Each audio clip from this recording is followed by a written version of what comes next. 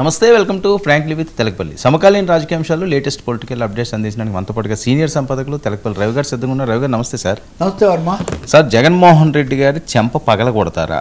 దమ్ములేకే అసెంబ్లీకి ఆయన వెళ్ళలేదా? అంటే ఇది మన అచ్చెన్నాయుడు గారి ప్రోగ్రాం.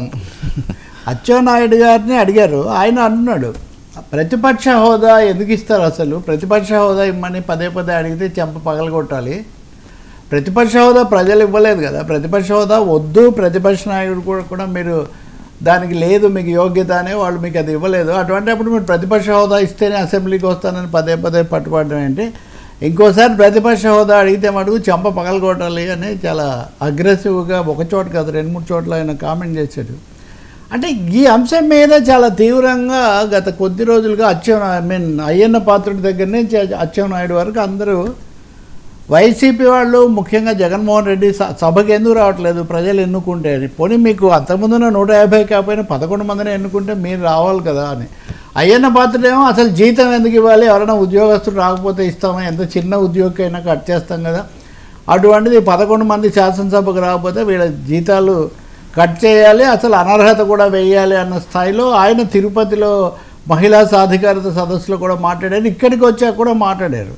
ఇంకొకటేమో మేము వస్తే మీరు ఎంత టైం ఇస్తారు, ప్రతిపక్ష నాయకుడికి ఇచ్చినంత ఇస్తారు, ఈ పద్ధతులు అడుగుతున్నప్పుడు మీరు రండి సమయం ఇస్తాము, మామూలు అందరికి ఇచ్చినట్టే మీకు కూడా ఇస్తాము అని అయ్యన్న పాత్రుడు స్పీకర్ అంటున్నారు. అంటే ఫ్లోర్ లీడర్గా ఇవ్వటం అన్న మాట కూడా పెద్దగా రాలేదు అక్కడ. ఫ్లోర్ లీడర్గా రావాలంటే కూడా దానికి ఏదో కొంత ఉండాలనుకుంటా.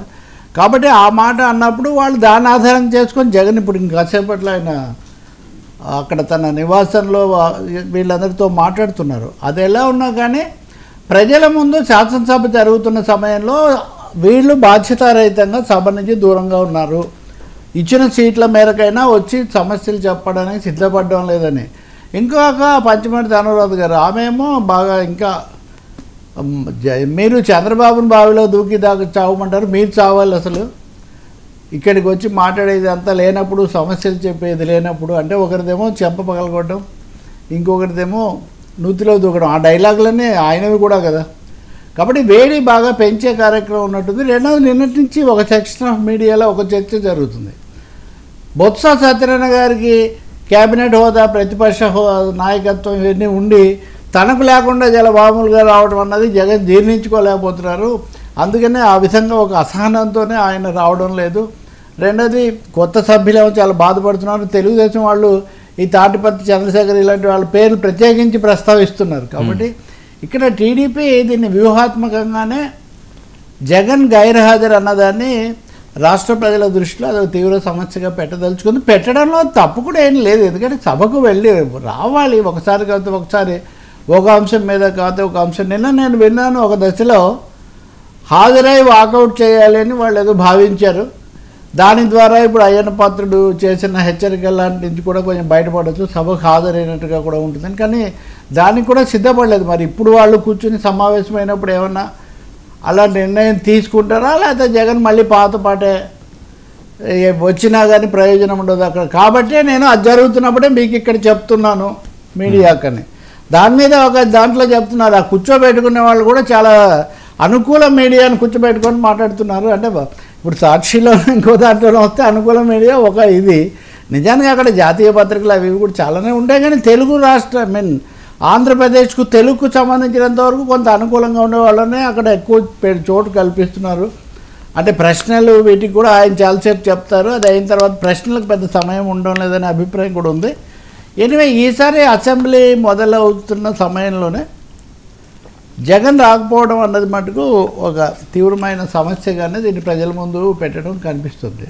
అయ్యన్న పాత్రుడు స్పీకర్గా కొంచెం సీరియస్నెస్ కూడా ఆయన చూపిస్తున్నారు. ఈరోజు మొదటి రోజు సమావేశాల్లో చూస్తే 0 అవర్లో సభ్యులందరూ మాట్లాడుతుంటే మీరు ఎవరైనా నోట్ చేసుకోరా, అధికారులు నోట్ చేసుకోరు, మంత్రులు నోట్ చేసుకోరు, ఇంకేదో ఆషామాషిగా అయిపోతాయి. ఇట్లా చాలా సీరియస్ కార్యక్రమం అని మంత్రిని కూడా అంటాము. ఆ తర్వాత దానికి తగినట్టే ఆయన ఉన్నాడు కదా శ్రీధర్, తర్వాత ఈయన ధూళిపాల నరేంద్ర, అది అయిన తర్వాత గోరంట్ల బుచ్చే చౌదరి, మేము విష్ణుకుమార్ రాజు వైజాగ్, వీళ్ళందరూ కూడా టిడ్కో ఇళ్ళు ఇంకా ఇలాంటి తీవ్రమైన సమస్యలు ఏమైనా వాళ్ళు కూడా గత హయాంలో జరగలేదని. ఇక్కడ తమాషా కూడా ఉంది.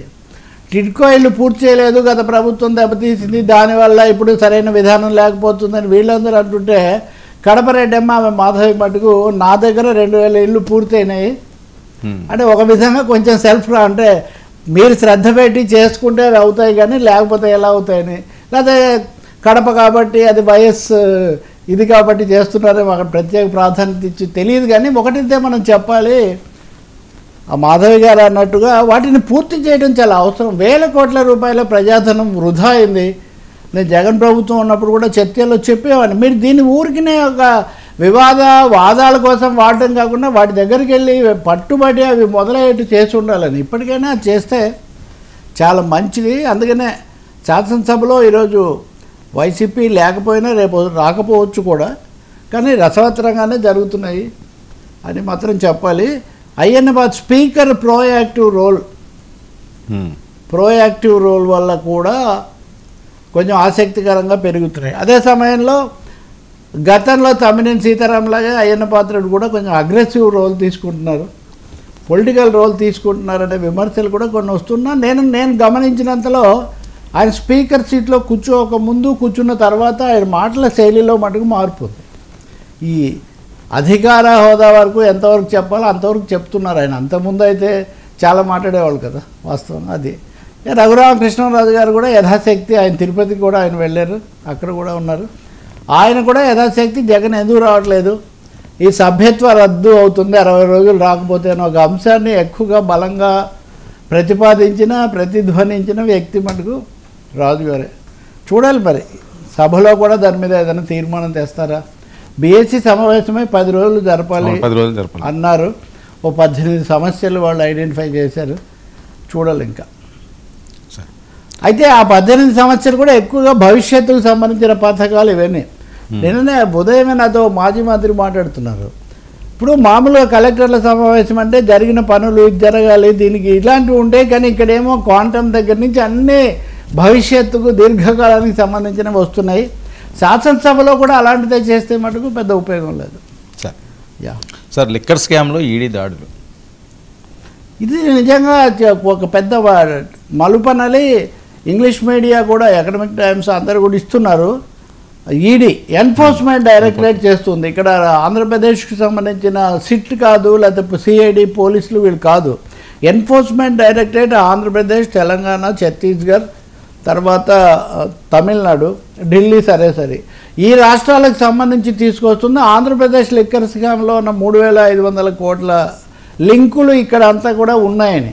ఒక హైదరాబాద్లోనే కూడా వాళ్ళు చేశారు. ఆ తర్వాత తమిళనాడులో పుదుచ్చేరికి సంబంధించి కూడా కొన్ని చేశారు. ఇవన్నీ అయిన తర్వాత వీటి అన్నిటికి కూడా వరుణ్ పురుషోత్తమ్